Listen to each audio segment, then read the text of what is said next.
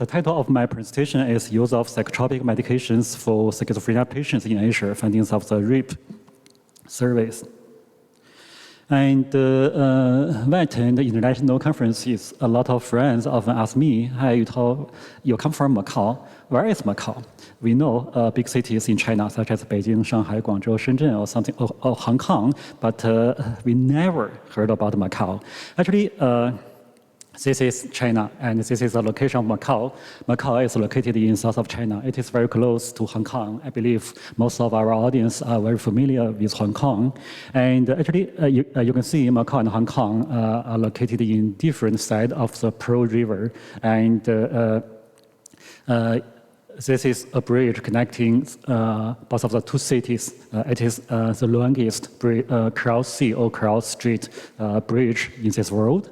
And we could also travel between Macau and Hong Kong by ferry. And for example, this time I came from Antalya from Hong Kong. And here are two pictures describing Macau. You can see in Macau there are a lot of European buildings, right? What are the reasons behind? Actually, previously Macau was a Portuguese colony between 1557 and 1999, and after that it was then returned to China under the principle of one country, two political and economic systems. Macau, I would say, is a very rich small city. For example, its GDP per capita was USD more than 83,000 US dollars before the COVID-19 pandemic. It could rank the second globally, and only after Luxembourg. And here I welcome all of our audience to visit Macau at your convenience. And next, I will briefly introduce the background of RIP. First of all, I'd like to share a story that occurred in 1999. In that year, a very important conference on neuropsychopharmacology was held in National University of Singapore. We call it NUS. I mean, this very important conference was held at the end of that year. And participants actually came from Singapore, Japan, and some other Eastern Asian countries and areas. And in this conference, speakers noticed a big problem in the clinical practice of psychiatry. You know, up to now, there have been a lot of treatment guidelines for mental illnesses. I mean, however, there is a big gap between clinical practice and treatment guideline for schizophrenia and some other psychiatric problems. For example, in treating schizophrenia, I mean, off-label use is very common, right? And however, at least at that moment, there were no data on this topic. I mean, describing the gap between daily practice and treatment guideline for schizophrenia. So after the meeting in a coffee in Singapore, several very influential psychiatrists had a meeting, including Professor Shinfuku from Japan, from Professor Serge Tan from Department of Pharmacology in US, and this is the former head Department of Psychological Medicine, also from National University of Singapore. I believe most of our audience should know this person, Professor Norman Sartorius, who came from Switzerland, Europe, and Professor Norman Sartorius contributed greatly to RIP surveys, and actually he is the academic consultant. And the RIP study was initiated in 1999 by researchers from, in the very beginning, from 6 countries and areas, including mainland China, Hong Kong, Japan, South Korea, Singapore, as well as Taiwan. And the former name of RIP, the former full name of RIP is Research on East Asia Psychotropic Prescription Studies. However, later, with more and more areas and countries involved, for example, India, Pakistan, and even in the past several years, some Western Asian countries, such as Iran, also joined us. So later, we updated the full name of RIP as Research on Asian Psychotropic Prescription Patterns. The purpose of the RIP project was to regularly monitor the use of the psychotropic medications in clinical practice in Asia. And, money, grants are very, very important for clinical studies. However, up to now, there is no money for REACH project. So REACH surveys were only conducted based on research interest and friendship. And on this slide, I will briefly introduce the scope of REACH surveys. Researchers in the REAP project have carried out a number of surveys on use of psychotropic medications and related issues, such as side effects of psychotropic medications in patients with schizophrenia as well as all mood disorders. And up to now, REAP is actually the largest and the longest lasting international research on psychiatry in Asia. Probably it is also one of the largest clinical research project globally. And here I share a couple of examples. In 2018, a survey on use of mood stabilizers among psychiatric patients was conducted. In the next year, in 2019, another survey on schizophrenia patients receiving polypharmacy was also carried out, involving 350 psychiatrists in 34 Asian countries and areas. Additionally, many young psychiatrists, graduate students, as well as health professionals in Asia were also trained and supervised in clinical research by leading researchers and professors. For example, up to now, we have published more than 100 papers in peer-reviewed journals. Of them, I believe more than half, more than 50 papers actually were published by young Asian psychiatrists and researchers. Here are several very important photos in the history of REAP.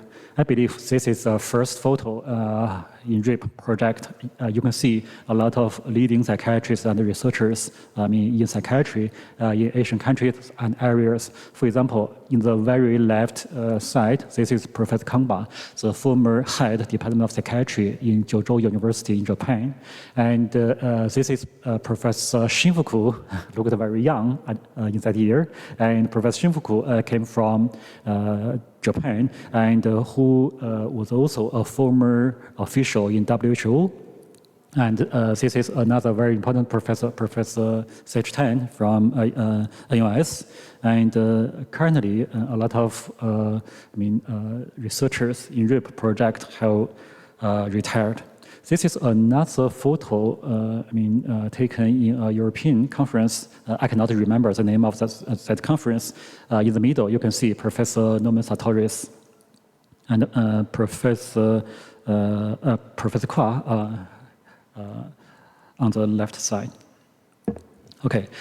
In addition, we also set up a website introducing details in REAP surveys. Japanese researchers set up this website, and there are all the details about the REAP surveys. For example, this website introduced all the recent and current surveys.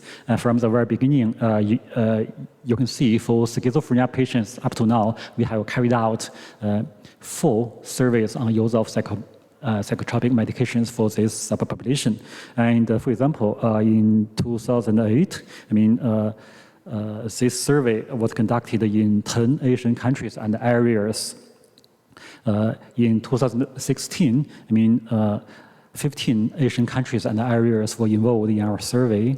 And the third one actually is a survey on use of psychotropic medications for patients with bipolar disorder. This survey was conducted in 2018. And on the red column, and this is a survey on use of mood stabilizers in Asian countries. This survey was conducted in 2018. And the last one actually is a going survey on use of psychotropic medications for patients with severe mental illness. As I mentioned before, this survey is still in progress. And up to now, we have published more than 100 papers in international journals. Here is part of the publication list. And in addition, the website also introduced our recent activities and also share the relevant photos. And in 2020, due to the COVID-19 pandemic, all activities, had to be conducted online.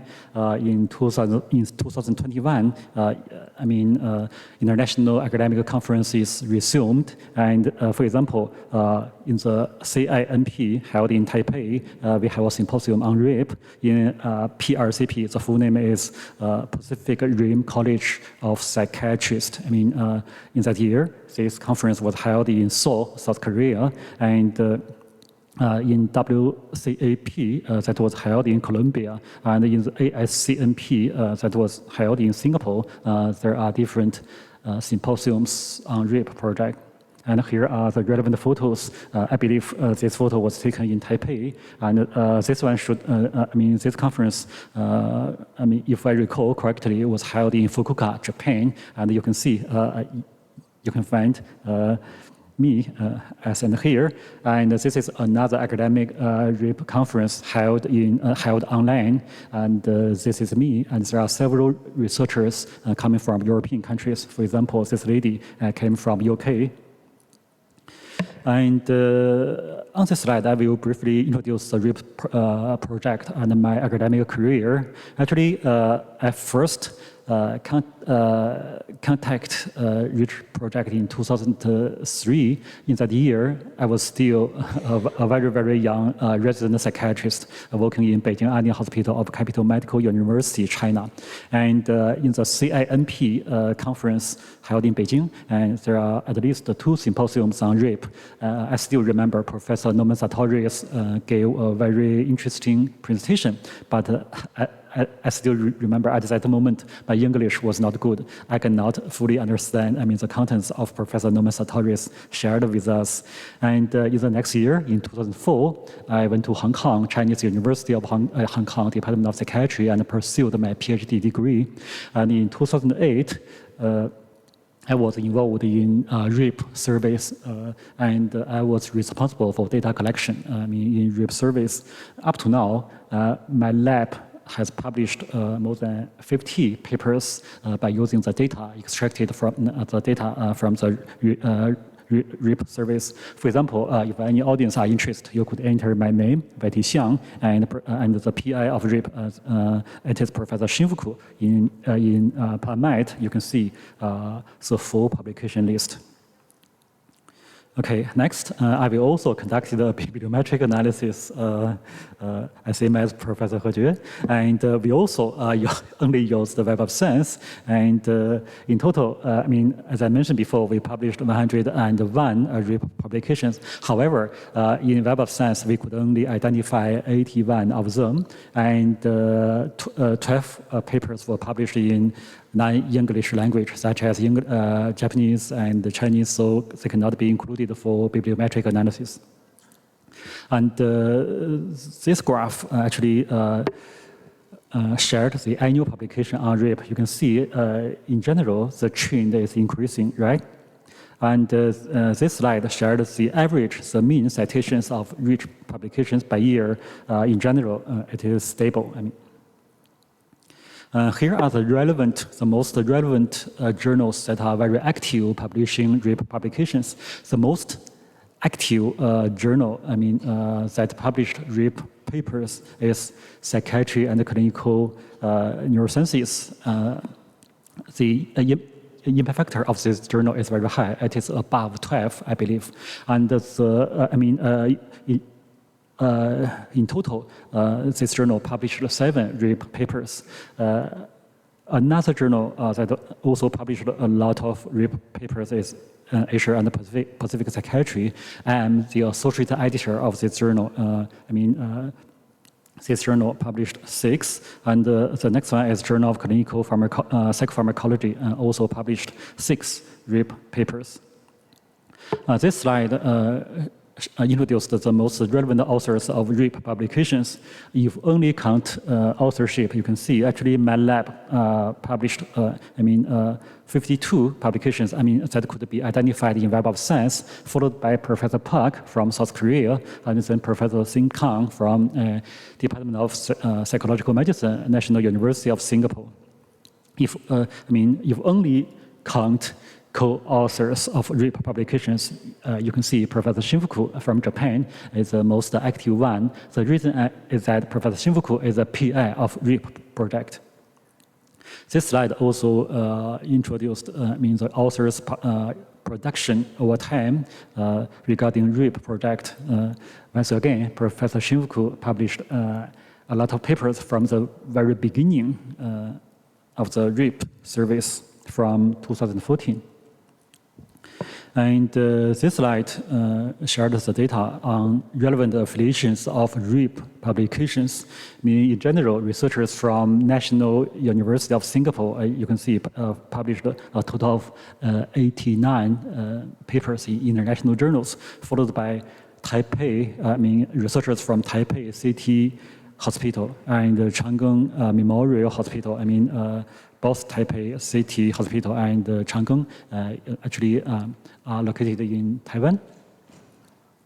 And here are productions. Here we only count the frequency of co-authors in RIP publications.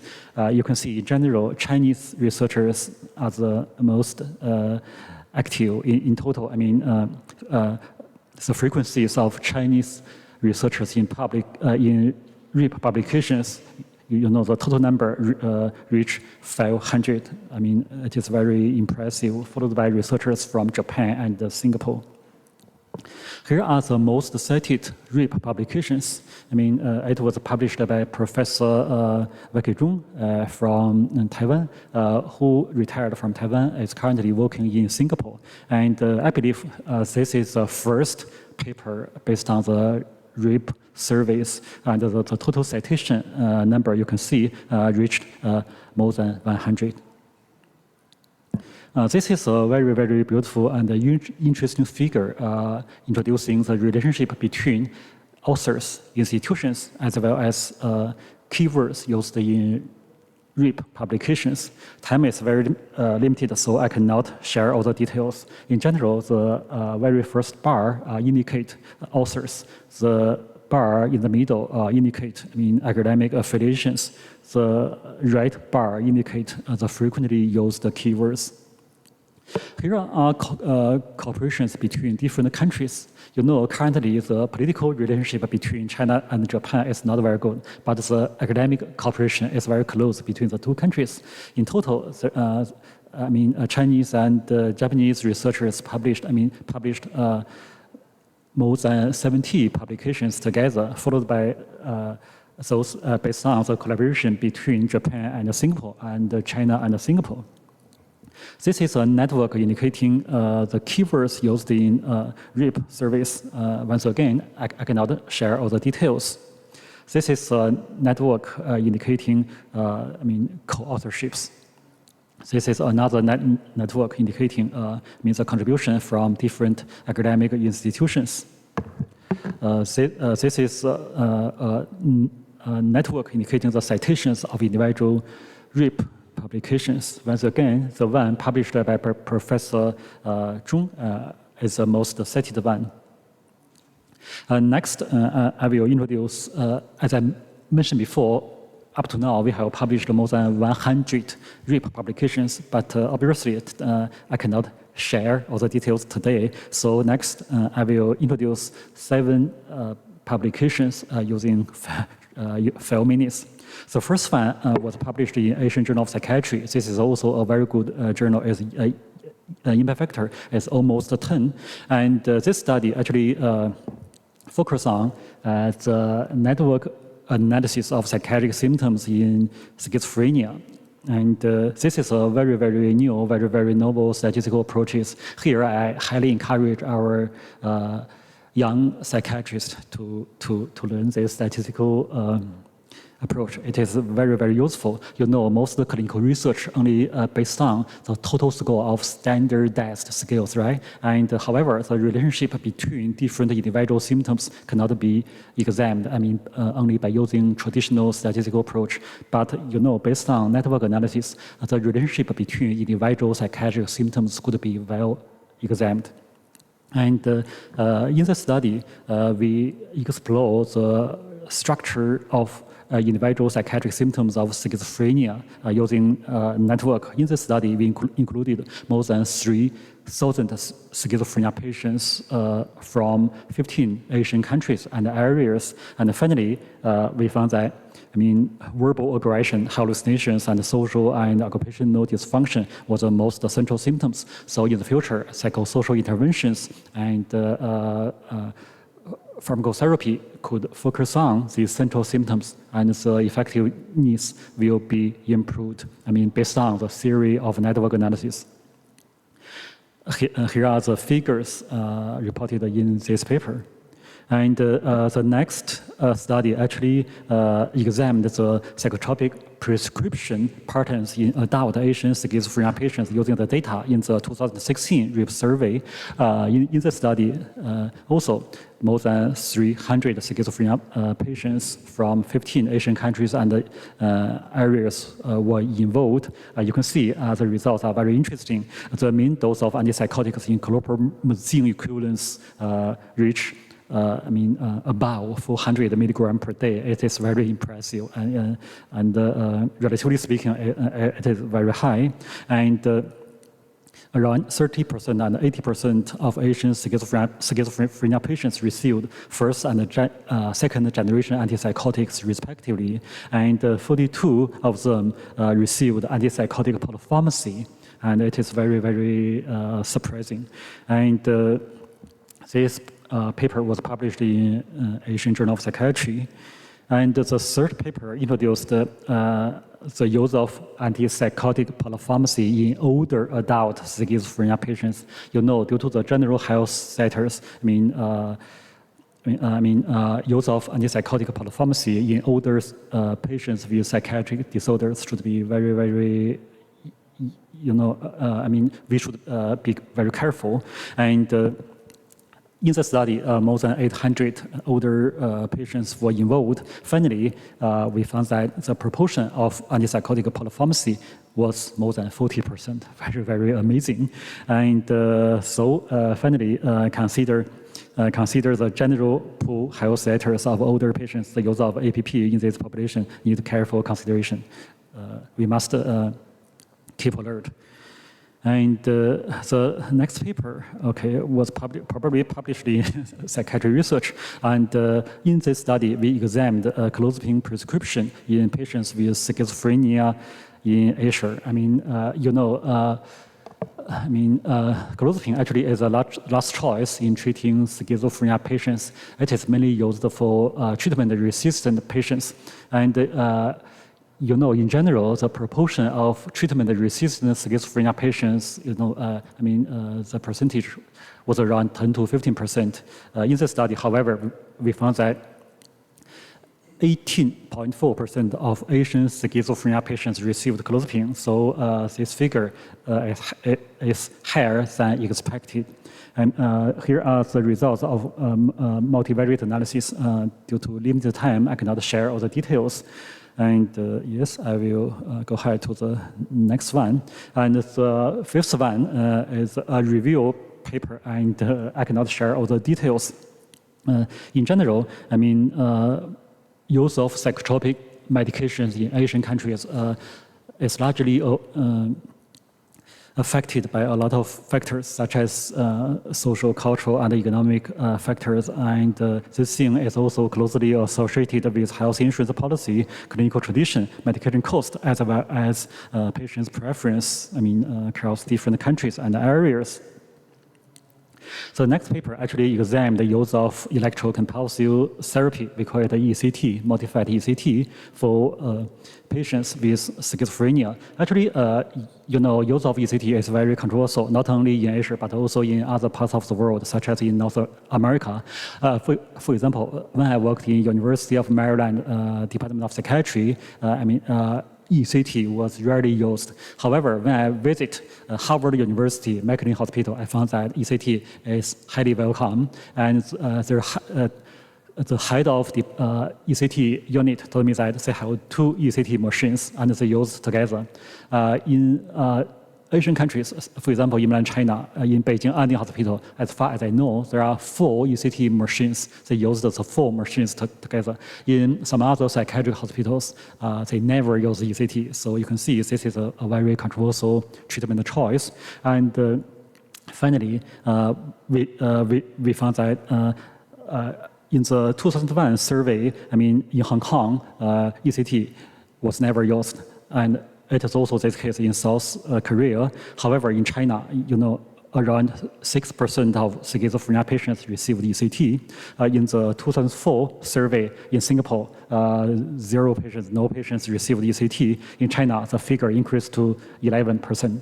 And in the 2009 survey in Hong Kong, the figure was 0. And in India, the corresponding figure, percentage of patients receiving ECT actually was around 40%. But in China, surprisingly, the figure increased to 15%. Very, very impressive. And this paper was published in Psychiatry and Clinical Neurosciences. If any colleagues are interested in this article, it is available in PubMed. This is the last article I will share. Actually, in the study, we examined the frequency of reported sexual dysfunction in schizophrenia in Asian countries and areas. You can see, finally, we found that the frequency of reported sexual dysfunction in the general sample in women and in men was 3%, 0.8%, and 4.6%. In general, very, very low. However, finally, we come to the conclusion that sexual dysfunction was rarely recorded as a side effect by Asian psychiatrists while treating patients with schizophrenia. However, it is not clear whether the low prevalence of reported sexual dysfunction compared to the Western data is real, or whether the results are being inadequately identified.